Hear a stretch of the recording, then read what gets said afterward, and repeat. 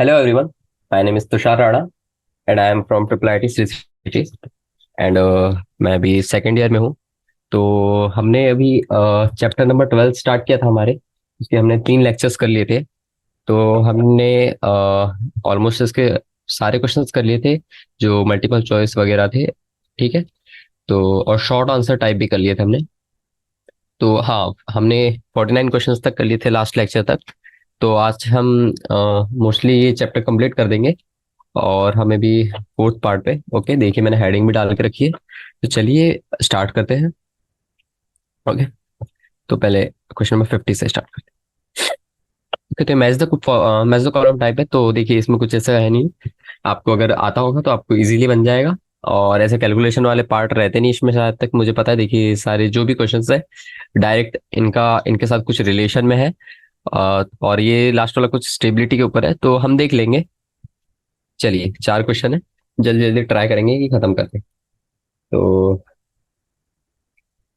पहला क्वेश्चन पढ़ लेते हैं। ओके, तो कॉलम 1 में है पहला। Two solids which have different solubilities in a solvent and which do not undergo reaction when dissolved in. Okay, तो बोला है दो सॉलिड जो होते हैं वो डिफरेंट सॉल्युबिलिटी के होते हैं। अगर आपके पास देखिए, उसने बोला है अगर आप किसी भी सॉल्वेंट में किसी सॉलिड्स को डालते हैं तो उन दोनों सॉलिड्स के घुलने की यानी कि उसकी मिक्स होने की जो हम यानी कि उसकी प्रॉपर्टी को कहते हैं ना, घुलने की प्रॉपर्टी को सॉल्युबिलिटी कहते हैं, तो वो अलग अलग होती है। तो वो बोल रहा है कि do not undergo reaction when dissolved in it. Okay, तो उनकी सॉल्युबिलिटी के कारण उनमें कुछ रिएक्शन नहीं होती, ये बोल रहा है। तो ये कौन सी रिएक्शन के बारे में बात कर रहा है? तो इसका आंसर मुझे जहां तक दिख रहा है बेसिकली ये हमारा है। लेकिन वो रिएक्शन में यानी वो रिएक्शन नहीं करते। ठीक है, तो पहले का आंसर बेसिकली क्रिस्टलाइजेशन होता है। देखिए आप सबने डेफिनेशंस आपने सबने प्रॉपर्टीज पढ़ी होगी तो आपको इजीली बन जाएगा। ठीक है, अब क्रिस्टलाइजेशन आपको पता ही है क्या होता है। अब वो बताने की कोई बड़ी बात यानी बताना नहीं चाहिए मुझे। ओके, नेक्स्ट क्वेश्चन पे आते हैं। Liquid that decomposes at its boiling point. Okay, तो ये देखते से ही लग रहा है अगर कोई लिक्विड है। ओके, हमारे पास ये कोई बीकर है और ये लिक्विड डिकम्पोज हो रहा है। ओके, डिकम्पोज हो रहा है एट बॉइलिंग पॉइंट। उसका कुछ बॉइलिंग पॉइंट रहा होगा, जैसे अपना वाटर का जो होता है, वाटर उसका कितना होता है, 100 डिग्री सेल्सियस होता है ना। वैसे कोई भी ऐसा सब्सटेंस रहा होगा उसका कुछ बॉइलिंग पॉइंट है। तो उस रिएक्शन को हम किस तरीके से डिनोट करते हैं? तो बेसिकली होता है ये, इसको हम कहते हैं यानी यहाँ डिकम्पोजिशन हो रहा है। बेसिकली आपको ये ध्यान रखना है। सो इसे हम बेसिकली डिस्टिलेशन कहते हैं।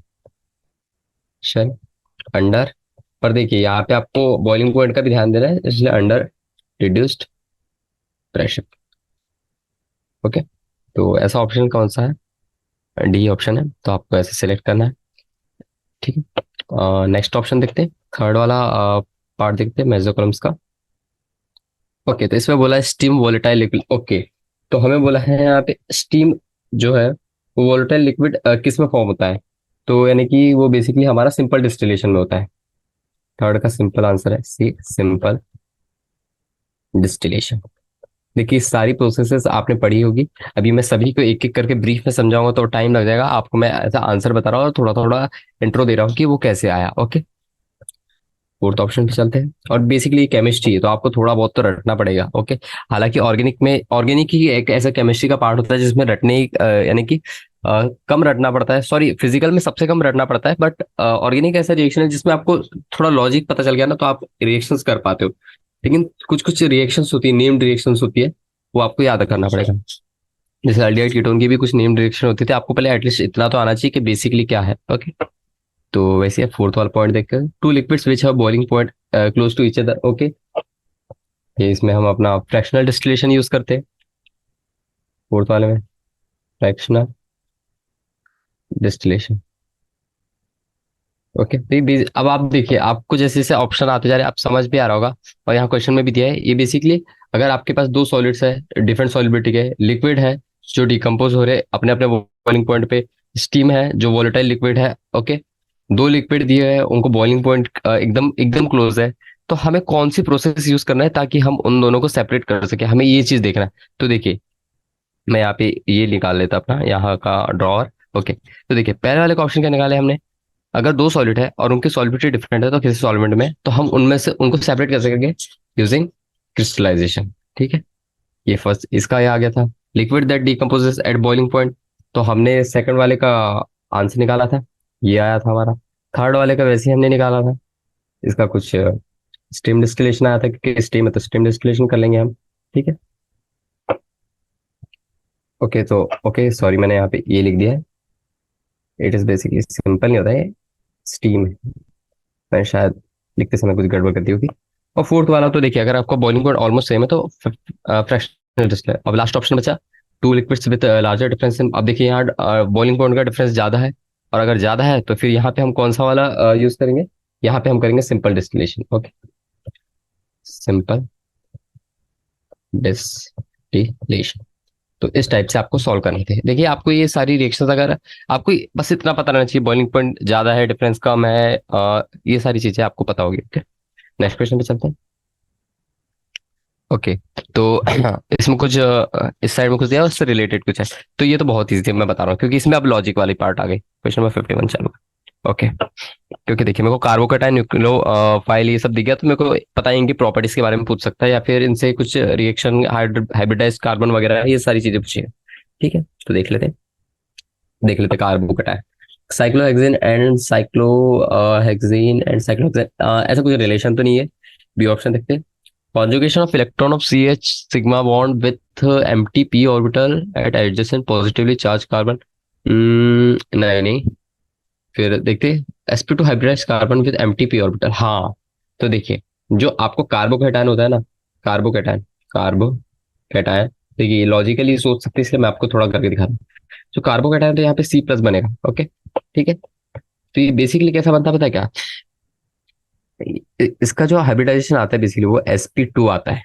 ठीक है, हाइब्रिड, और इसके पास एक एम्प्टी पी ऑर्बिटल होता है। तो आपको इस तरीके से याद आया होगा कि अगर हम कार्बोकेटाइन बनाते हैं तो sp2 हाइब्रिडाइज बनता है। ठीक है, इस तरीके से आपको याद रखना है। न्यूक्लियोफाइल हो गया, न्यूक्लियोफाइल का देख लेते हैं। डी नहीं, बहुत अच्छे से पढ़ा था। ओके, और ए का ऑप्शन मैं यहाँ सी लगा देता। ठीक है, देखिए हमने ये अच्छे से पढ़े थे कि न्यूक्लियोफाइल जो है वो अपने इलेक्ट्रॉन देते हैं और इलेक्ट्रोफाइल इलेक्ट्रॉन लेते हैं। तो वही मैं अभी बीच के छोड़ दूं और यहाँ सिक्स का आंसर देख लो। तो देखिए पहले का तो हमने सी लगा लिया, सेकंड का हमने एफ लगा लिया, और फोर्थ का सिक्स का ऑप्शन मैं पहले से बता रहा हूँ, ई इसका आंसर। ठीक है, अब देखते हैं। अब मेरे को हाइपर कॉन्जुगेशन दिख गया और ये बी दिख गया, तो इसका आंसर तो ये है, इजी। थर्ड का भी है। आइसोमर्स बेसिकली क्या होते हैं, इस साइक्लोहेक्सेन एंड वन साइक्लोहेक्सेन, ये हमने हमारे आइसोमर्स हो गए। और sp हाइब्रिडाइज्ड, तो देखिए इथाइन होता है। इथाइन तो आपको पता ही है कैसे स्ट्रक्चर बनता है, कैसा बनेगा, ये सी C C C triple bond बनेगा, ये हमारा इथाइन हो गया।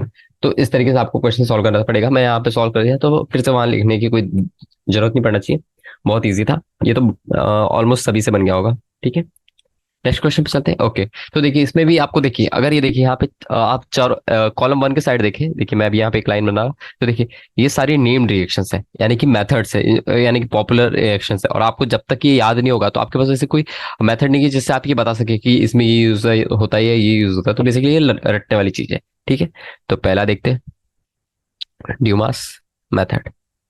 तो ड्यूमास मेथड बेसिकली क्या होता था, तो इसमें बेसिकली हमारा ना नाइट्रोजन गैस निकलता था, नाइट्रोजन गैस। ठीक है, तो आपको ये सब याद होगा। सेकंड ऑप्शन देखते हैं, ये तो ऑलमोस्ट यानी कि मोस्ट फेमस मेथड है एक टाइप से।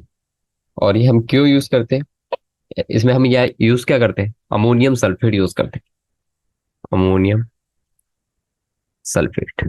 ओके, वहीं पे हम अगर थर्ड ऑप्शन देख लें अपना, तो वो हमारा कैरियस मेथड है, यस मेथड। ये भी हमारी एक रिएक्शन होती है। इसमें हम क्या यूज करते हैं, हमारा एक बहुत अच्छा वो होता है हमारा, क्या कहते हैं, सॉरी, कंपाउंड, जिसकी मदद से हम ये मेथड को फॉरवर्ड करते हैं, AgNO3। ठीक है, वहीं हमारा फोर्थ ऑप्शन देख ले, क्रोमेटोग्राफी। तो आपको पता ही है, क्रोमेटोग्राफी भी आप नाइन्थ से पढ़ते आ रहे हैं। इसमें अपना सिलिका जेल आता है। ठीक है, और हमारा जो फिफ्थ हो गया होमोलिसिस, तो लाइसिस। तो इसमें देखिए होमोलिसिस में क्या होता था, फ्री रेडिकल्स होता था। अब आपको पता ही होगा होमोलिटिक फिशन और हेट्रोलिटिक फिशन दो टाइप के होते हैं। अगर मैं यहाँ पे एक सिक्स ऑप्शन भी लिख दूं, हेट्रोलाइसिस, तो इसमें क्या आएगा, चलिए आप सोचिए 30 सेकंड तक की, फिर मैं आंसर लिखता इसका। देखिए जैसे होमोलिसिस में हमारा जो होता था, कोई भी बॉन्ड पे रहे तो वो जो दोनों बीच का एक हाथ बॉन्ड है तो वो तोड़ के दोनों बराबर डिवाइड करते थे, तो दोनों के ऊपर एक एक फ्री रेडिकल इलेक्ट्रॉन आता था। वहीं पे हेट्रोलिसिस में वो पूरे इलेक्ट्रॉन पेयर को अपने एक ही एटम को दे देता था। तो बेसिकली इसमें क्या होता था, जैसे ये एक्स है और ये वाई है, ये बॉन्ड है, अगर ये टूटा तो ये ऐसे टूटता था, ये ऐसे टूटता था, और एक्स डॉट बनता था और ये वाई डॉट बनता था। ठीक है। हाइड्रोलिसिस में क्या होता था पता है क्या, एक्स और ये वाई रहा तो ये पूरा का पूरा ऐसा जाता था। इसमें देखिए इसमें क्या होता था पता है क्या, इसमें ऐसे ऐसे आते थे बॉन्ड्स। सॉरी, मैंने पूरे फुल एरो बना दिए थे, पर इसमें फुल एरो आता था। इसमें क्या आता था, इसके ऊपर एक्स का निगेटिव आता था और यहाँ वाई का पॉजिटिव आता था, तो यहाँ चार्जेस जनरेट होते, तो यहाँ पे हम कह सकते हैं आयंस। ओके, तो इस तरीके से होता था। ठीक है, तो देखिए मैं बताया ना, देखिए ये जो रिएक्शंस थी इनमें कुछ समझाने लायक नहीं था, लेकिन होमोलिसिस हेटेरोलिसिस अकॉर्डिंग यानी कि हम जीओसी के कॉन्सेप्ट में देखे तो ये हमने पढ़े अच्छे से, इसलिए मैं आपको अच्छे से समझा पाया इसमें। ठीक है, क्वेश्चन नंबर 53 देखते हैं। Okay, free radical carbocation carbon है, सिंपल चीज बोला है, तो हमें बस इनके स्ट्रक्चर के बारे में बात करनी है। ठीक है, तो जो फ्री रेडिकल होता है हमारा, वो बेसिकली एक ट्राइगोनल प्लेनर में रहता है। ओके, जैसे हमारा सी ये हो गया, सॉरी, हाँ, इसको ऐसे कर दे रहे। हाँ, तो देखिए जो हमारा फ्री रेडिकल होता था ना, पहले मैं फ्री रेडिकल से पहले एक चीज बताता आपको। देखिए कार्बोकेटायन, कार्बोकेटायन कार्बोकेटायन का स्ट्रक्चर क्या होता था, C++। इसका हाइब्रिडाइजेशन क्या होता था, हाइब्रिडाइजेशन जो होता था हमारा sp2 होता था, और sp2 hybridise with a positive charge, तो वो हमारा क्या होता था, ये हमारा बेसिकली ट्राइगोनल प्लेनर के अंदर आता है, ट्राइगोनल प्लेनर। ओके, तो ये आपने पढ़ा होगा कैसे। देखिए कार्बन के ऊपर आ गए, अपने 4 इलेक्ट्रॉन्स होते हैं, पर प्लस की वजह से एक इलेक्ट्रॉन कम हो गया, तो यहाँ 3 इलेक्ट्रॉन्स रहे। और अगर 3 इलेक्ट्रॉन होते हैं तो कार्बन हाइड्रोजन के साथ में ऐसे एच एच ये बनाया, तो ये हमारा ट्राइगोनल प्लेनर आ गया स्ट्रक्चर। तो ये कार्बोकेटायन का तो मुझे पता है कि ट्राइगोनल प्लेनर, लेकिन सेम अगर आप, ये कार्बन है, कार्बन के ऊपर फ्री रेडिकल दे दिया आपने, तो देखिए अगर कार्बन आपके पास C H H और ये H ऐसे स्ट्रक्चर बनाए, तो ये 3 कार्बन तो ठीक है, पर ये हाइड्रोजन में से इसका एक इलेक्ट्रॉन इधर गया, इसका एक इलेक्ट्रॉन इधर गया। ठीक है, तो यहाँ पे हमारा कार्बन का स्ट्रक्चर क्या हो जाएगा, C पे डॉट बन गया, H बचा, H H H, तो ये भी हमारा पता है कि ट्राइगोनल प्लेनर स्ट्रक्चर ही आता है। तो जो C डॉट यानी कि जो फ्री रेडिकल होता है एक्ट एज कार्बोकेटायन होता है। ठीक है, ये सब आपने इनऑर्गेनिक केमिस्ट्री में और अच्छे से पढ़ा होगा। कार्बन आयन के बारे में कोई बात नहीं करूंगा मैं, ये आपको इजीली समझ आएगा कि इसके पास एक्स्ट्रा इलेक्ट्रॉन होता है, तो इसका स्ट्रक्चर कुछ पिरामिडिकल बनता है। कैसे बनता है, देखिए सी नेगेटिव हो गया, तो सी के ऊपर कितने थे, 4 इलेक्ट्रॉन थे, लेकिन ये नेगेटिव की चार्जेस की वजह से +1 इलेक्ट्रॉन हमेशा मान के चलते हैं। ठीक है, तो यहाँ हो गया हमारा 5 इलेक्ट्रॉन, 5 इलेक्ट्रॉन होगा तो पिरामिडिकल स्ट्रक्चर बनेगा। कैसा बनेगा, सी सी सी सी सी। ठीक है, ऐसा कुछ बनता है। उसके बहुत सारे टाइप्स होते हैं, मैं उतना डिटेल में नहीं जाऊंगा, बाकी आपको सब समझ आ गया होगा। ठीक है, सॉरी, इरेज करना पड़ेगा। ओके, अच्छे से बना लेते।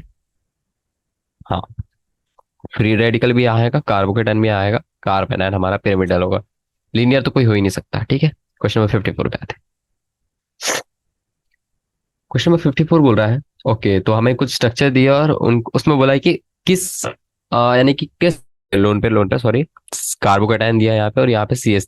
ओ शिट, हाँ, कार्बोकेटाइन दिया था वहां पे और ये हमारा आ गया CH3, ऐसे बॉन्ड लगा दिया मैंने, ये कार्बन नहीं है हमारा। ठीक है, ओके, आपको कंफ्यूज नहीं होना है, CH और ये डायरेक्ट बॉन्ड। ठीक है, तो इसमें बोला है कि किस कॉन्सेप्ट से ज्यादा स्टेबल है, तो देखिए यहाँ पे क्या दिख रहा है हमें, लोन पेयर प्लस कार्बोकेटायन, इनके बीच में क्या है, कॉन्जुगेशन है, और लोन पेयर प्लस अपना ये हो गया पॉजिटिव कॉन्जुगेशन, तो यहाँ पे बेसिकली हमारा रेजोनेंस आ गया, तो स्टेबलाइज्ड ड्यू टू रेजोनेंस है।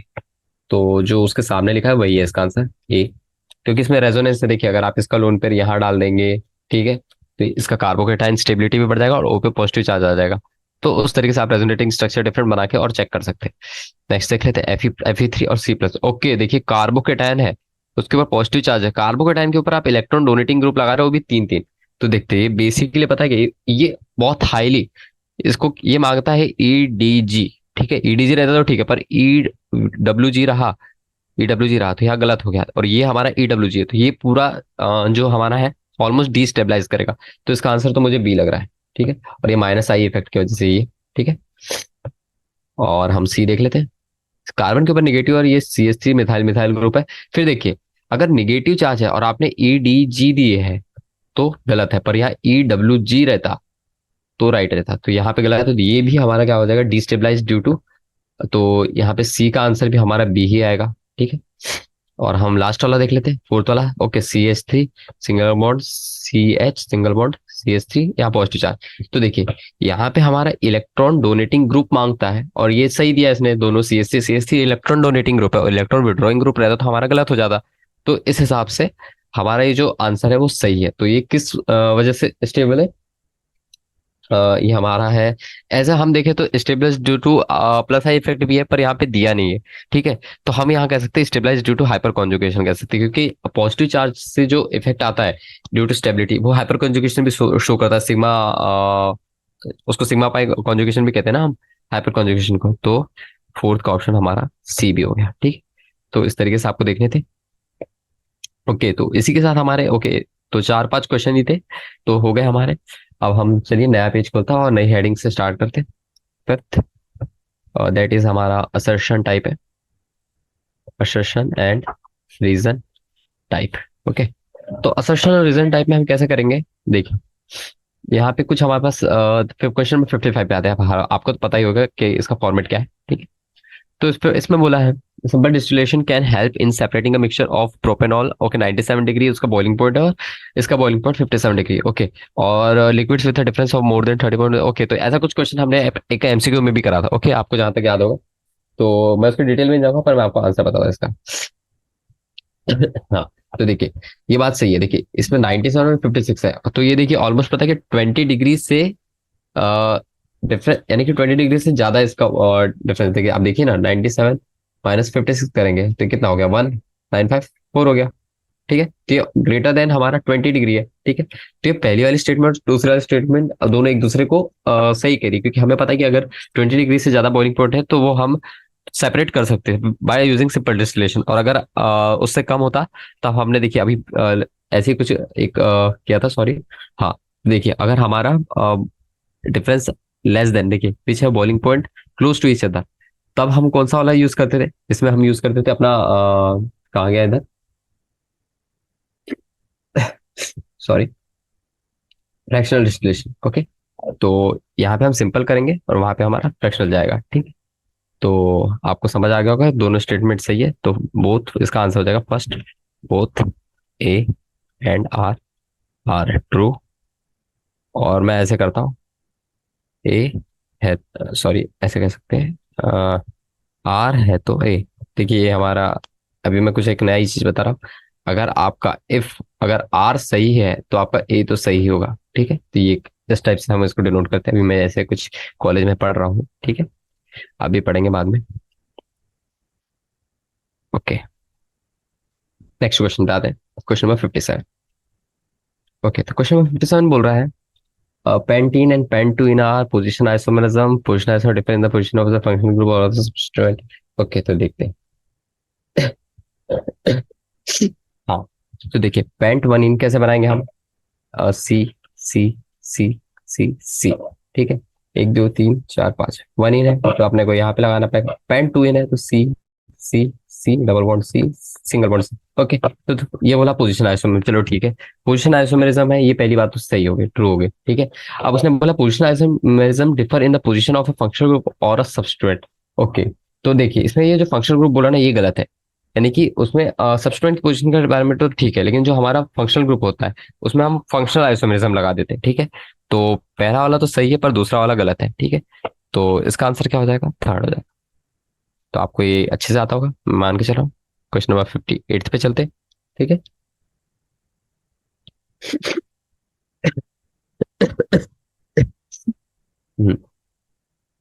क्वेश्चन नंबर 58 बोल रहा है, all the carbon atoms all the carbon atoms in CH2 double bond single bond CH2। okay, okay, all the carbon atoms in CH2 double bond सिंग सब double bond CH2 RsP2 hybridised. और बोला है in this molecule all carbon atoms are attached to each other by double bond. Okay, तो देखिए इस question में क्या दिख रहा है हमें कि ऑल द कार्बन एटम्स, ये हमारे सारे कार्बन sp2 हाइब्रिडाइज्ड नहीं है। पहली बात तो ये कैसे दिख रहा है, देखिए ये CH2 हो गया सी, ठीक है। तो देखिए ये वाला अपना हो गया sp2 ट्रू, ये वाला जो कार्बन है वो भी हमारा sp2 है ट्रू, पर ये वाले कार्बन के पास पता है दो पाई बॉन्ड है, तो ये हमारा sp हो जाएगा। तो पहला वाला तो गलत हो गया।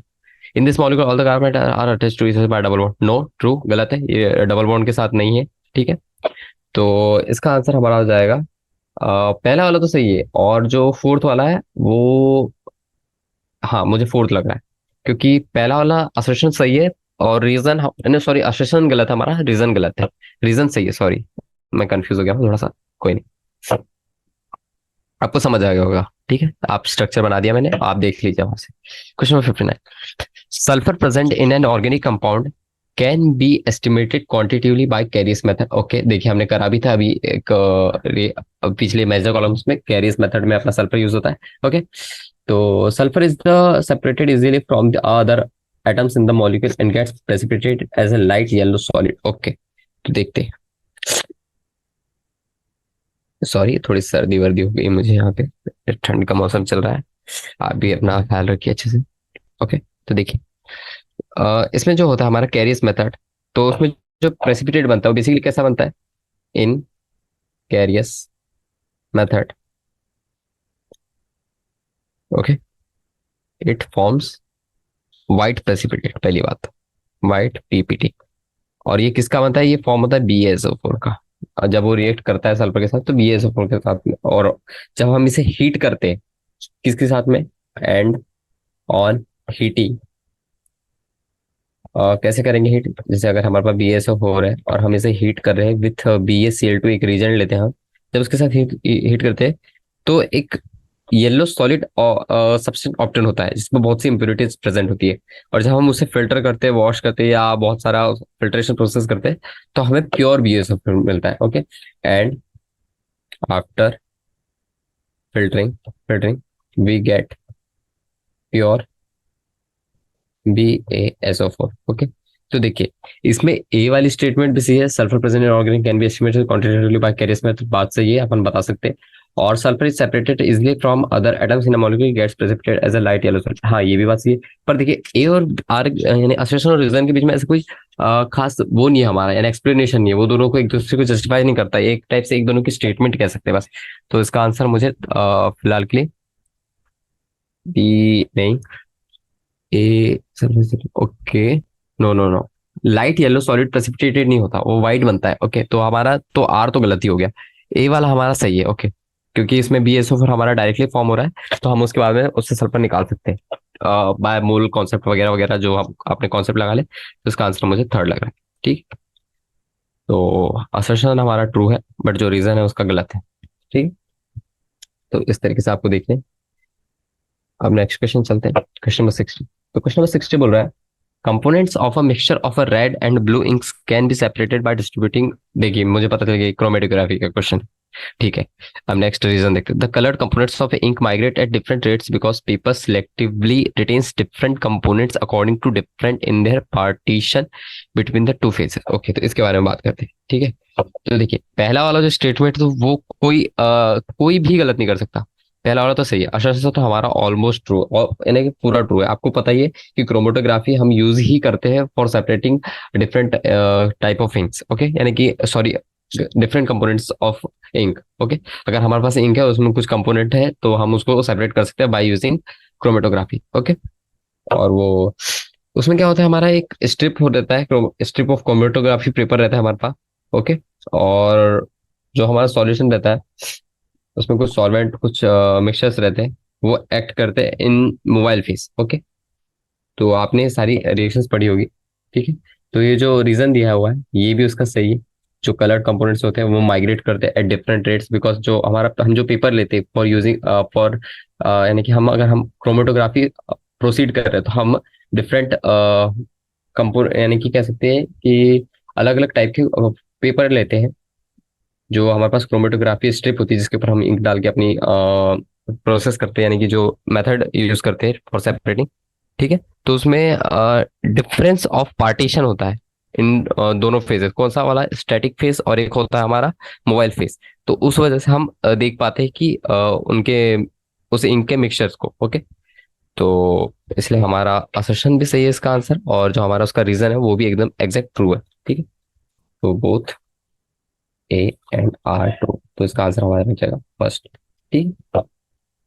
तो चलिए, ये भी क्वेश्चन सही हो गया। क्वेश्चन नंबर 60 भी हो गया हमारा, और लॉन्ग आंसर के कुछ 6 क्वेश्चन बचते। तो चलिए इन्हें भी जल्दी जल्दी खत्म करते हैं। कहने को लॉन्ग है, पर आपने अच्छे से करा होगा, सारे चैप्टर पूरा पढ़ा होगा अच्छे से, तो आपको इजीली बन जाएगा। हेडिंग डाल लेता मैं, लॉन्ग आंसर टाइप। ठीक है। क्वेश्चन नंबर 61 से स्टार्ट करते हैं। ओके। तो क्वेश्चन नंबर 61 बोल रहा है, what is mean by hybridisation. Okay. Compound CH2 double bond, okay, contains sp और sp2 hybridise carbon atom, will it be planar molecule और। ओके, तो देखिए, तो बेसिकली इसने बोला हाइब्रिडाइजेशन क्या होता है, पहली बात तो उसके बारे में कुछ स्ट्रक्चर दिया है वो बोला है। तो देखिए, जब एटॉमिक ऑर्बिटल्स कंबाइन होते हैं, वो एक ऐसे कंपाउंड देते हैं जिसमें इक्विवेलेंट ऑर्बिटल यूज होते हैं। जैसे कि ये कार्बन है, ठीक है, यहाँ पे देखिए CH2 डबल, और से double bond C double bond CH2। तो देखिए यहाँ पे पता है पाई बॉन्ड का यूज है। देखिए ऐसे ऐसे रहते हैं, यहाँ पे अपने एक ऐसे बॉन्ड बनता है, एक ऐसे बॉन्ड बनता है, एक ऐसे बॉन्ड बनता है, एक ऐसे बॉन्ड बनता है। यहाँ पे सिंगल बॉन्ड भी रहते हैं इनके। यहाँ पे अगर हाइड्रोजन है तो यहाँ पे एक सिंगल बॉन्ड रहेगा इसका, वो इसके सिंगल बॉन्ड से हाइब्रिडाइज होता है। ठीक है। ये सारे स्ट्रक्चर्स आपने इनऑर्गेनिक केमिस्ट्री में अच्छे से पढ़े होंगे। तो उसी को हम हाइब्रिडाइज कहते हैं। इसमें डिफरेंट ऑर्बिटल के जो वो होते हैं, लोब्स होते हैं, वो हमारे कंबाइन करते हैं। ओके। तो इसकी मैं एक आपको डेफिनेशन लिखा देता ऑलमोस्ट, क्योंकि ये थोड़ा लॉन्ग आंसर टाइप क्वेश्चन है। ठीक है। तो इसमें बेसिकली जो होता है, the atomic atomic orbitals combine होते हैं, और कंबाइन होके वो क्या प्रोवाइड करते हैं, to give rise to a new set of equivalent orbitals called hybrid. तो हाइब्रिड हमारा बेसिकली क्या होता है, जैसे हमारे पास कोई ऐसे, आप दुकान में कुछ लेने जाते हैं तो वहां पे कुछ ऐसे बोलते हैं ना, हाइब्रिड सेब है, हाइब्रिड वगैरह, तो उसमें बेसिकली उन दोनों का मिक्सचर होता है ना। तो जैसे आपने एक सीड बनाना है, उसमें आपको दो सीड की प्रॉपर्टीज डालना है, तो आपको हाइब्रिडाइजेशन कराना पड़ेगा दोनों सीड का, to make a new seed. Okay. तो बेसिकली वही कर रहे हैं हम। अगर हमारे पास एक कार्बन CH2 दिया हुआ है और एक हमारे पास CH2 दिया हुआ है, और हमें इन दोनों का एक सिंपल कंपाउंड बनाना है जो उनसे उनकी दोनों की प्रॉपर्टीज रिटेन करता हो, ठीक है, तो हमें इनके बीच में हाइब्रिडाइजेशन कराना पड़ेगा। तो ये कार्बन के कुछ पाई पी ऑर्बिटल्स होंगे, कुछ अपने S ऑर्बिटल होंगे। तो देखिए जैसे CH2 हो गया हमारा, अगर यहाँ पे डबल बना रहे हैं हम, तो देखिए इसका कुछ ये ऐसा पाई ऑर्बिटल हो गया, इसका कुछ ऐसा पाई ऑर्बिटल हो गया। ये हमारा हाइड्रोजन ऑर्बिटल हो गया, हाइड्रोजन का सिग्मा ऑर्बिटल हो गया। यहाँ पे एक हाइड्रोजन का सिग्मा ऑर्बिटल हो गया, इसके साथ इसका सिग्मा ऑर्बिटल कंबाइन करेगा, इसके पाई बॉन्ड के साथ इसका पाई बॉन्ड कंबाइन करेगा, इसके हाइड्रोजन के साथ में इसका सिंगल बॉन्ड हाइब्रिडाइज करेगा, इसके हाइड्रोजन के साथ में इसका सिंगल हाइब्रिड ऑर्बिटल हाइब्रिडाइज करेगा। ओके। तो इस तरीके से हम अपना हाइब्रिडाइजेशन करते हैं, ताकि हमको एक नया सेट ऑफ इक्विवेलेंट ऑर्बिटल मिल जाए, जिसे हम हाइब्रिड ऑर्बिटल कहते हैं। ओके। और इसी and this formation of compound, क्या कह सकते हैं, बॉन्ड को कह सकते हैं, इज नोन एस हाइब्रिडाइजेशन। ठीक है। और बेसिकली हम ऐसे भी कह सकते हैं, इंटरमिक्सिंग ऑफ ऑर्बिटल्स, और सिंपली ऐसे लिख दीजिए आप, द इंटर मिक्सिंग, क्योंकि मिक्स ही तो कर रहे हैं हम, of different orbitals, different orbital की इंटरमिक्सिंग को ही हम ये हाइब्रिडेशन के नाम से जानते हैं। ओके। चलिए, हाइब्रिडेशन आपको क्लियर हो गया। अब नेक्स्ट पार्ट पे चलते हैं इसके। CH2 double bond C double bond CH2। तो इसमें बोला है कि sp sp2 के बारे में आप बताइए। देखिए ये बेसिकली हमारा क्या होता है, एलिन होता है। एलिन हो गया। तो देखिए इस कार्बन, पहले वाले कार्बन के बारे में देखते, पहले नंबरिंग करते हैं 1 2 3। तो पहला वाला कार्बन देखेंगे, फर्स्ट वाला, तो C के साथ में एक हाइड्रोजन बॉन्ड ऐसे, एक हाइड्रोजन बॉन्ड ऐसे, बॉन्ड ऐसे, और ये डबल बॉन्ड एक ऐसे। तो देखिए ये बेसिकली कौन सा स्ट्रक्चर फॉर्म कर रहा है, 1 2 3, एक टाइप से तीन ही डायरेक्शन में। ये हमारा बेसिकली sp2 होता है। ये आपको पता ही होगा कैसे, 2 sigma bond, plus 1 sigma bond from pi bond plus 1 pi bond, ठीक है। तो 3 sigma bond plus 1 pi bond हो गया। तो ये बेसिकली हमारा sp2 होता है, ठीक है। वैसे ही जैसे ये है तो first and third have same structure, okay. अब हम सेकंड के बारे में बात करते हैं, क्योंकि वही हमारा sp होगा। कैसे होगा देखिए, ये c है, ठीक है, ये c हो गया, ये c हो गया और ये c हो गया। इसके बीच में डबल बॉन्ड है, इसके बीच में डबल बॉन्ड है, तो यहाँ 1 पाई प्लस 1 सिग्मा आ गया, 1 पाई प्लस 1 सिग्मा आ गया, ठीक है। और वो अलग अलग ऐसे रोटेट कर पा रहे हैं। यहाँ पे देखिए 2 पाई हो गया, ये भी इंपॉर्टेंट है। और जब 2 पाई आ जाए तो हमारे यहाँ एसपी कैरेक्टर शो करता है, ओके। तो हमारा ये एसपी कैरेक्टर शो करेगा, ठीक है। और ये हमारे पास 2 प्लस 2 सिग्मा बॉन्ड भी कह सकते हैं, ठीक? तो इस वजह से एसपी कैरेक्टर शो करता है। तो ये बोल रहा है प्लेनर होगा या नहीं होगा, तो देखिए, हालांकि ये हमारा लीनियर स्ट्रक्चर बनता है, but it is not a planar. यहाँ पे कह सकते हैं non it is a non planar structure, ठीक है। क्योंकि उसमें हमारा sp2 और sp2 तो आप अलग अलग हाइब्रिडाइजेशन के जब आप कंबाइन करेंगे तो वहां पे आपको प्लेनर स्ट्रक्चर नहीं मिलेगा, वो डिफरेंट प्लेन में रहेगा, ओके। नेक्स्ट पेज पे आते हैं। क्वेश्चन नंबर 61 मेरे को लग रहा है आपको क्लियर होगा, क्योंकि ये बहुत अच्छे से समझा दिया मैंने आपको, ठीक। क्वेश्चन नंबर 62 पे आते हैं। क्वेश्चन नंबर 62 बोल रहा है benzoic acid is an organic compound, okay. Its crude sample can be purified by crystallisation from hot water, ठीक है। What characteristics differences in the properties of benzoic acid and the impurity make this process purification suitable? Okay, तो हमें बोला है कि जो हम crystallisation की प्रोसेस यूज कर रहे हैं वो किस तरीके से सुटेबल है फॉर यानी purifying that crude benzoic acid का जो कंपाउंड होता है, ओके। तो देखिए, जो हमारा बेंजोइक एसिड होता है, बेंजोइक एसिड, ठीक है। तो बेंजोइक एसिड में कुछ इम्प्यूरिटीज प्रेजेंट होगी, इम्प्यूरिटीज, सॉरी, इसका कंपाउंड, कंपाउंड, ओके। जो हमने क्रूड कंपाउंड लिए, ओके, ये स्क्रॉल नहीं होगा, क्रूड कंपाउंड। जो हम ऑर्गेनिक क्रूड कंपाउंड कहीं से भी गेन करें, हम रॉ मटेरियल कह सकते हैं, जिसमें इम्प्योरिटीज होगी, ठीक है। अब हमें प्योर फॉर्म करने के लिए हमें उसकी इम्प्योरिटीज को हटाना पड़ेगा, ओके। तो जो बेंजोइक एसिड में जो इम्प्योरिटीज प्रेजेंट होती है, that are insoluble in water, पहली बात है।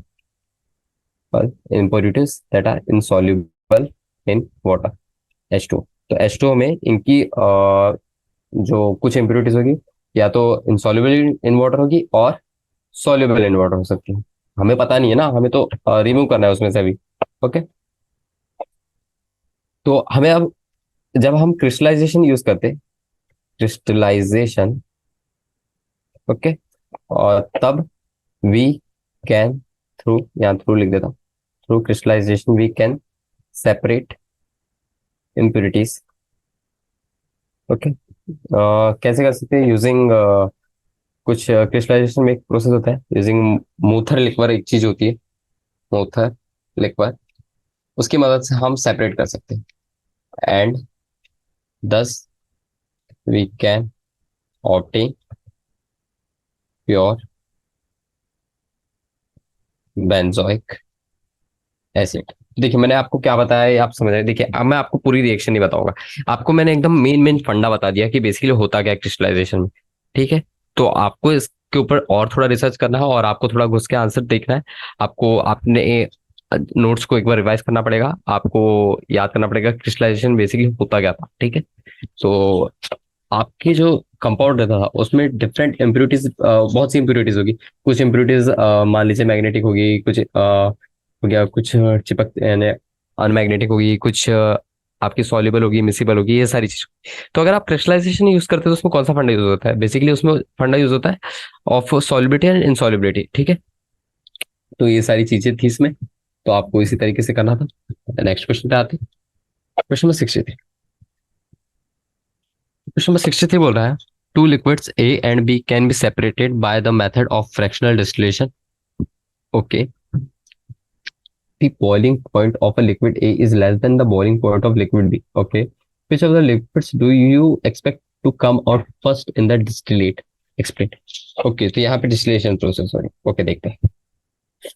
तो यहाँ पे बोला है कि अ, यहाँ पे कुछ ऐसा दिया नहीं कि कितना ज्यादा है कितना कम है। ओके, तो देखिए जब वैन वैन पहले ये कंडीशन लिखना पड़ेगा, क्योंकि अलग अलग डिफरेंट बॉइलिंग पॉइंट पे डिफरेंट प्रोसेस हम यूज करते हैं, लेकिन यहाँ पे हम मान के चलते हैं कि जो बॉइलिंग पॉइंट का डिफरेंस है वो कुछ ज्यादा नहीं है। Like okay, when difference in boiling point of two liquids is not much, यानी कि बहुत ज्यादा डिफरेंस नहीं है, तब हम कौन सा यूज करते हैं? देन वी सॉरी हाँ, या फिर हम इसमें इसमें देन वी कैन नॉट, पहली बात तो हम सिंपल डिस्टिलेशन बिल्कुल यूज नहीं कर सकते। We can not use simple distillation, जो हम हर, यानी कि कभी भी आपको किसी लिक्विड के बीच में लिक्विड को सेपरेट करना है तो आप सिंपल डिस्टिलेशन लगा लेते थे। ओके, पर उनमें बॉइलिंग पॉइंट को देखते थे, पर उनका बॉइलिंग पॉइंट बहुत सारा बढ़ चढ़ गए, तो आप इजीली कैलकुलेट कर सकते थे। पर हम यहाँ मान के चले कि इनका जो बॉइलिंग पॉइंट है वो उतना सिमिलर नहीं है, तो यहाँ पे हम ये प्रोसेस तो यूज नहीं कर सकते। ओके, ठीक है, तो हम यहाँ पे कौन सा यूज करेंगे? We will use fractional distillation. Fractional distillation ऐसा क्यों? देखिए, जो लिक्विड्स होते हैं उनके वेपर्स फॉर्म होंगे, ठीक है, तो जब टेम्परेचर रेंज हमारा सेम होगा तो कंडेंस भी सेम ही टेम्परेचर पे होंगे। ओके, देखिए अगर आपका बॉइलिंग पॉइंट मान लीजिए, बॉइलिंग पॉइंट वन मान लीजिए आपका 101 है, और बॉइलिंग पॉइंट टू मान लीजिए आपका 103 है, तो इसके कुछ इस टेम्परेचर रेंज पे उसका कुछ उस लिक्विड का कुछ वेपर जो है वेपर हुआ, ठीक है, वो फिर कंडेंस हुआ कुछ रेंज पे, इसका भी कुछ वेपर हुआ, ये भी कुछ कंडेंस होगा, तो ये ऑलमोस्ट बस 2 ही डिग्री का तो डिफरेंस है, तो उतने में हम तो सिंपल डिस्टिलेशन यूज नहीं कर सकते। ओके, तो हमें फ्रैक्शनल डिस्टिलेशन यूज करना पड़ेगा। ओके, जिसमें हमारा हर एक फ्रैक्शनलेटिंग कॉलम होता है, उस पे हर एक इंस्टेंट ऑफ टाइम पे हम लिक्विड को सेपरेट कर सकते हैं। ओके, तो इसमें बेसिकली क्या होता है? इन फ्रैक्शनल डिस्टिलेशन, तो उसने बोला कि हम उससे सेपरेट कैसे कर सकते हैं, क्वेश्चन पूछ रहा है तो हम बता रहे डिस्टिलेशन। तो बेसिकली इन फ्रैक्शनल डिस्टिलेशन हम क्या करते हैं, जो वेपर होते हैं, वेपर्स ऑफ लिक्विड मिक्सचर, जो हमारा दो लिक्विड है उनका जो मिक्सचर है, जब हम उसको हीट करेंगे तो उनके जो वेपर्स को है वो हम, इन वेपर मिक्सचर को हम we pass it through a column, और वो कॉलम को हम बहुत अच्छे से जानते हैं, उस कॉलम को कहते हैं फ्रैक्शनलेटिंग कॉलम। ओके, तो जब हम फ्रैक्शनलेटिंग कॉलम के थ्रू पास करते हैं, और ये हम वेपर फेज में पास कर रहे हैं, ओके, यानी कि लिक्विड फेज में पास नहीं कर रहे, जैसे कि आपने पहले हीट करा, उसका वेपर बनाया, वेपर बनाने के बाद में वो कंडेंस हुआ, तब पास नहीं कर रहे, इसको कर रहे बिफोर कंडेंसेशन, क्योंकि अगर आप कंडेंसेशन के बाद में पास करेंगे तो फिर तो वो लिक्विड सेम ही बन गया ना। अगर आपको सेपरेट करना है तो डिफरेंट बॉइलिंग पॉइंट पे जो डिफरेंट वेपर आ रहे हैं उनको पहले, उन वेपर को ही सेपरेट करना पड़ेगा, तब वो इजीली कंडेंस हो जाएगा। ओके, ठीक है, और ये जो हमारा फ्रैक्शनलेटिंग कॉलम है उसको हम वी फिट इट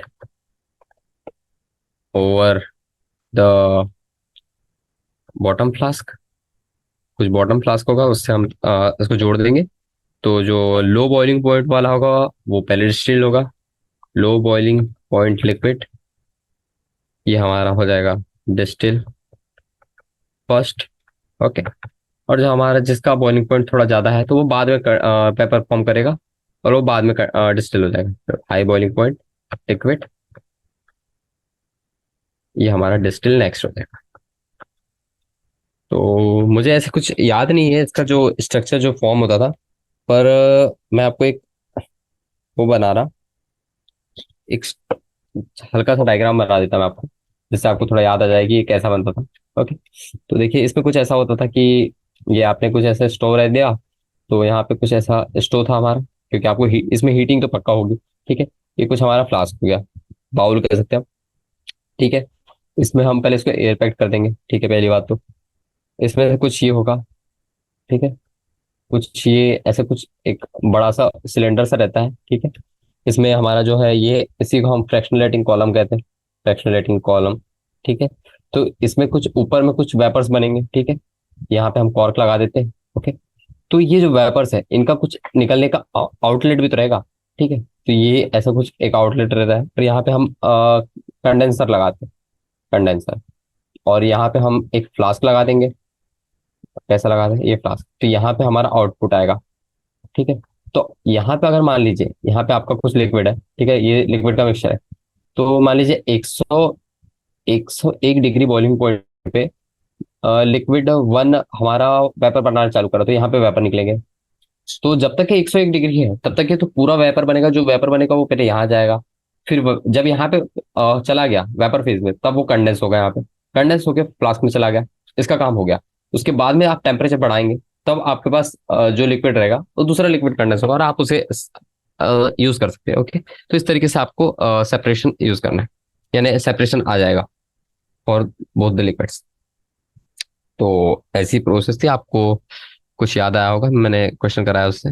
ठीक है, नेक्स्ट क्वेश्चन पे चलते हैं। Question number 64। Sorry. Okay, question number 64 बोल रहा है you have a mixture of three liquids A, B and C. और बोल रहा है there is a large difference in boiling point of A and rest of two liquids that is B and C. Okay, A और B और सी, यानी sorry, यानी कि आप कैसे समझाओ, जो ए लिक्विड है और जो बी और सी लिक्विड है उन दोनों के बॉइलिंग पॉइंट में बहुत डिफरेंस है। ओके, तो यहाँ सिंपल डिस्टिलेशन करेंगे हम ए और बी और सी के बीच में, पहली बात तो ये समझ आ रहा है हमें। और बोल रहा है बी एंड सी और boiling point of B and C are quite close, पर यहाँ पे बोल रहा है साथ ही साथ ए और बी और सी, सॉरी कैसे बोलूं मैं, देखिए थोड़ा कंफ्यूज हो रहा हूं मैं। जो बी और सी है उनके बीच में बॉइलिंग पॉइंट का डिफरेंस कम है। ओके, तो यहाँ पे हम सिंपल डिस्टिलेशन यूज नहीं कर सकते, लेकिन अगर हम ए और बी की बात करें और या फिर ए और सी की बात करें, तो वहां पे हम सिंपल डिस्टिलेशन यूज कर सकते हैं, क्योंकि जो बी और सी है उनके बॉइलिंग पॉइंट ए से बहुत बड़े हैं या फिर कम है। ओके, समझ आ गया आपको? ठीक है।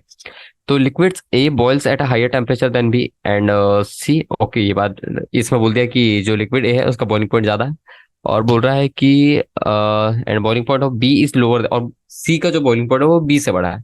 How will you separate the components of the mixture? Okay, तो कुछ डायग्राम भी बनाने बोले, देख लेते हैं।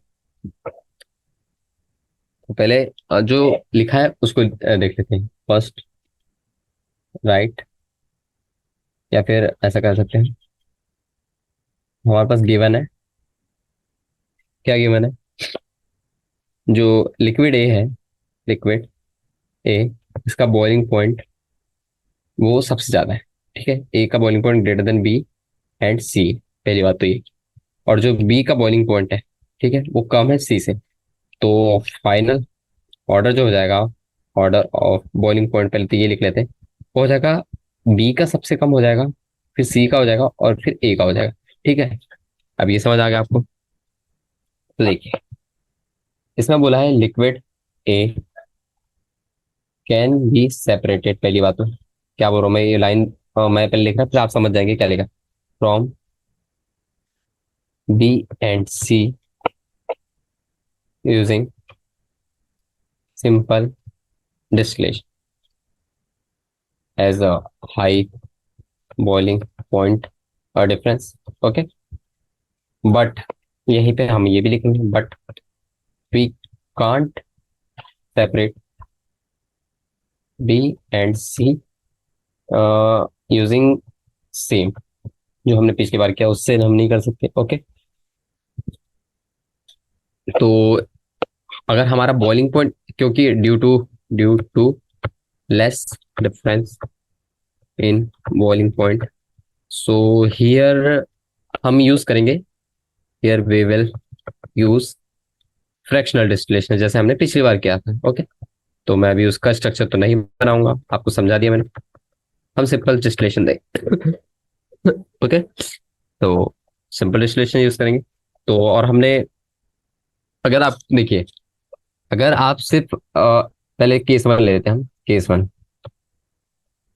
If we use simple distillation, अगर हम सिंपल डिस्टिलेशन यूज कर रहे हैं, तो we can separate only A from B, A को हम बी से सेपरेट कर सकते हैं, और ए फ्रॉम, और नहीं, ए एंड भी लगा सकते हैं, एंड ए फ्रॉम सी। ठीक है, but we can't separate A, sorry, B from C, ठीक है।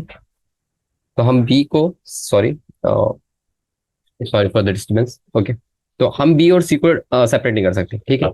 पर केस टू ले लेते हैं हम, case two, if we use fractional, अगर हम फ्रैक्शनल यूज लेते हैं, फ्रैक्शनल डिस्टिलेशन, ठीक, फ्रैक्शनल डिस्टिलेशन, तो हम ए को देखिए, आपके पास कुछ मान लीजिए कुछ एकदम कैसे कर सकते हैं कि एक 500 रुपये वाली चीज है और एक 200 रुपये वाली चीज है।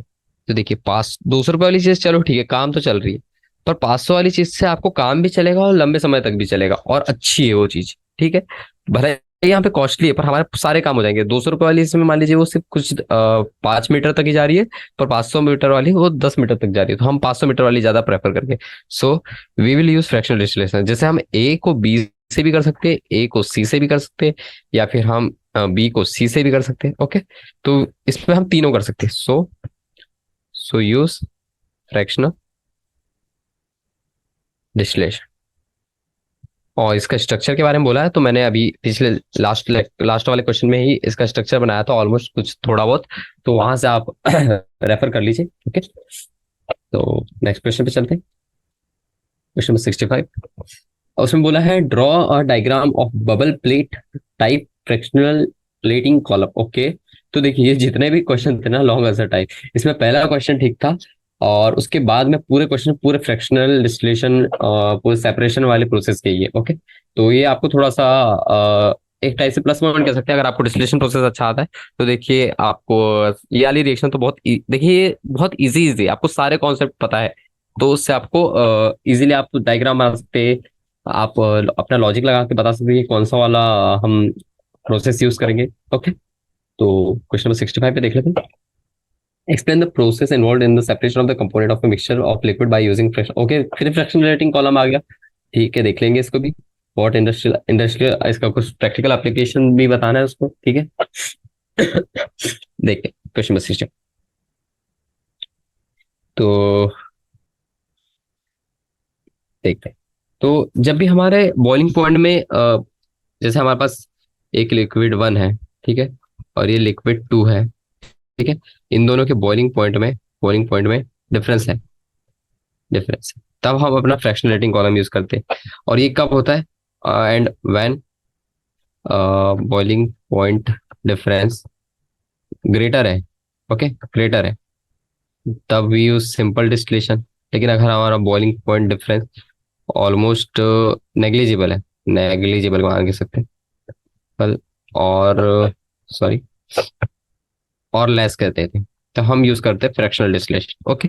ये चीज तो आपको समझ आ गई होगी। तो इसमें बेसिकली क्या होता था पता है क्या?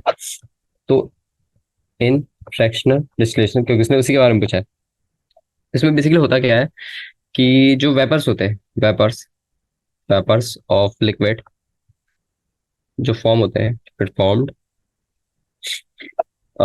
इन डिफरेंट और गिवन टेम्परेचर, जो उनके बॉइलिंग पॉइंट की रेंज है उसके टेम्परेचर रेंज में रहेगी, are condensed one by one, ठीक है, एंड वी टेक देम और separate them out in flask मान लीजिए, ठीक है, एक बाहर के फ्लास्क में हम उसको सेपरेट कर लेते हैं अगर हमारे पास डिफरेंट। तो इसमें ये हमारा फ्रैक्शनल डिस्टिलेशन इस तरीके से use होता है, ओके। तो आपको मैंने आपको बता दिया ये फिनोमिना क्या होता है, ओके। अब बात करते हैं हम फ्रैक्शनलेटिंग कॉलम के बारे में, ओके। फ्रैक्शनलेटिंग कॉलम, तो देखिए फ्रैक्शनलेटिंग कॉलम जो बेसिकली होता है वो हमारा क्या होता है? वो हमारा जो एक फ्लास्क रहता है उसके माउथ से अटैच्ड रहता है, पहली बात तो, ठीक है। कैसे रहता है देखिए, मैं उसको कुछ एक डायग्राम सा बना दूं। डायग्राम बाद में बनाते हैं, पहले पूरा इसको समझा ही देता हूं मैं, ओके। देखिए, तो जो वेपर होता है यानी कि मान लीजिए किसी का लो बॉइलिंग पॉइंट है, किसी का हाई बॉइलिंग पॉइंट है, तो देखिए जिसका हाई बॉइलिंग पॉइंट होता है ना, उसका वो बहुत पहले कंडेंस हो जाएगा, ओके। देखिए high boiling, sorry, low boiling point है, तो वो कम टेम्परेचर पे पहले बॉईल होके अपना वेपर बना लेगा, और वो फ्रैक्शनलेटिंग कॉलम से पास होके कंडेंस हो जाएगा, और वो उस फ्लास्क में लिक्विड आ जाएगा, ठीक है। वो हमने अलग कर दिया। उसके बाद में जब हायर बॉइलिंग पॉइंट वाले यानी जब हम टेम्परेचर बढ़ाएंगे तो हायर बॉइलिंग पॉइंट वाला लिक्विड कंडेंस और वेपर बनाना चालू करेगा, और जब वो वेपर बनाएगा फिर उसको फ्रैक्शनरेटिंग कॉलम से पास करेंगे, तो वो फिर से अपना क्या करेगा, वो फिर कंडेंस हो जाएगा, क्योंकि हम कंडेंसर भी लगाएंगे वहां पे। ओके, तो उसको फिर हम सेपरेट कर सकते हैं। तो इस तरीके से हम फ्रैक्शनरेटिंग कॉलम का यूज करके दोनों लिक्विड्स के बॉइलिंग पॉइंट की मदद से उन दोनों लिक्विड को सेपरेट कर सकते हैं इन डिफरेंट फ्लास्क। ओके, तो ये काम होता है बेसिकली, ठीक है। तो इसमें बेसिकली कैसा स्ट्रक्चर होता है, कुछ ऊपर ऐसा एक कॉर्क रहता है, ठीक है, ऐसा कुछ कॉर्क रहेगा पहले तो, और ये हमारा ऐसा कुछ रहता है, और यहाँ पे हम आउटलेट रखेंगे और जो हमारा वेपर बना वो उसको पास करने के लिए, ठीक है। तो ये कुछ ऐसा कुछ स्ट्रक्चर रहता है अपना, ठीक है। और इसको हम ऐसा कुछ, हमारा एक फ्लास्क हो गया, और ये हम ऐसा कुछ रखते हैं, ये बाउल रहता है, यहाँ पे हमारा लिक्विड रहता है, और हम इसको एकदम एकदम एयर टाइट पैक कर देते हैं। तो इसमें से कुछ ऐसे वेपर्स बनेंगे, ठीक है। कुछ एक्सट्रीम यानी जो डिफरेंट बॉइलिंग पॉइंट में ये होगा, इसके वेपर यहाँ जाएंगे, ठीक है। यहाँ गए, यहाँ पे फिर अपना कंडेंसर रहता है, ठीक है। कंडेंसर रहा, कंडेंसर, ठीक है। कंडेंसर ने फिर कुछ एक फ्लास्क रहेगा अपना, फ्लास्क, यहाँ पे हम आउटपुट ले लेते हैं, ठीक है। इस तरीके से करते हैं। तो ये हमारा सिंपल पैक्ड फ्रैक्शनलेटिंग कॉलम रहता है, ठीक। तो इस तरीके से आपको देखना है। ये सिंपल स्ट्रक्चर है, बाकी आप थोड़ा और अच्छे से रंग बिरंगी देख सकते हैं गूगल पे डाल के, या फिर अपनी बुक्स में देखिए और अच्छे से बनाओ। मैं बस ऐसे रेफरेंस के लिए बना रहा, मैं ऐसे ड्राइंग का तो टीचर हूँ नहीं, ठीक है। कोई नहीं, ट्राई करूंगा मैं और अच्छी ड्राइंग कर पाऊँ। नेक्स्ट क्वेश्चन पे चलते हैं। A liquid with high boiling point decomposes on simple distillation, but it can be steam distilled for its purification. How explain how it is possible? बोल रहा है कि जो लिक्विड है उसका अगर कोई लिक्विड है उसका हाई बॉइलिंग पॉइंट है, तो वो सिंपल डिस्टिलेशन से हम उसको इजीली सेपरेट कर सकते हैं, बट हम उसको और प्योरीफाई कर सकते हैं by using steam distillation. Okay, ये प्रोसेस को हमें एक्सप्लेन करना है। तो देखिए, जो स्टीम डिस्टिलेशन होता है हमारा, स्टीम डिस्टिलेशन, तो स्टीम डिस्टिलेशन एक special type of separation technique होता है, special type of sorry, special type of technique, technique, sorry, technique for separation. और ये किसके लिए होता है, basically for temperature sensitive organic compound मान लीजिए, ठीक है। तो जब कोई जो कुछ ऑर्गेनिक कंपाउंड्स होते हैं वो डिकम्पोज होना चाहते हैं एट हायर टेम्परेचर, ओके, तो हम नॉर्मल डिस्टिलेशन यानी कि यूज करते हैं बेसिकली। पर अगर कभी कभी वो डिस्टिलेशन को सपोर्ट नहीं कर पाते, यानी कि कहना चाहिए कि वो जो नॉर्मल डिस्टिलेशन से हम उनको डिकम्पोज करें, पर कुछ कंपाउंड हो गए एक्सेप्शनल टाइप के, वो डिकम्पोज होना नहीं चाहते, तब हम याला स्टीम डिस्टिलेशन यूज करते हैं। तो उसमें बेसिकली क्या होता है पता है क्या, तो जो हमारा एपार्टस रहता है उसमें हम वाटर ऐड करते हैं, ओके, और हम उससे फ्री कर देते हैं फॉर इवेपोरेटिंग, ओके। तो जब डिस्टिलेशन हो जाएगा हमारा, तब वो वेपर बना हुआ है वो कंडेंस हो जाएगा, और उससे हम फिर उसको फिर से यूज में ला सकते हैं। यानी कि इसमें बेसिकली क्या होता है, वंस द डिस्टिलेशन, नॉर्मल, ये नॉर्मल डिस्टिलेशन है, distillation is accomplished, the vapours are condensed, और वेपर कंडेंस्ड हो गए तो वो हमारे सेपरेट हो गए। तो हम जब इसे 6 क्वेश्चन में बस यही तो हमने पढ़े हैं कि वेपर बना रहे हैं और उनको सेपरेट करना है, ओके। तो आपको most probably fractional distillation, simple distillation, steam distillation, chromatography में कोई दिक्कत नहीं आना चाहिए। ये 6 क्वेश्चन में आपकी बहुत अच्छी प्रैक्टिस हो गई है, ओके। तो यहीं पे हमारा देख लेता मैं, और कुछ क्वेश्चन तो नहीं है, ऑलमोस्ट खत्म ही हो गया, ओके। नीचे आंसर्स दिए, आप आंसर्स चेक कर लीजिएगा, ओके। तो ये हमारा एंड होता है यहाँ चैप्टर का, ओके। तो ठीक है, आप और अच्छे से प्रैक्टिस कर लीजिए। Thank you all of you आज के लिए। मिलते हैं अपने नेक्स्ट चैप्टर पे। Okay, bye.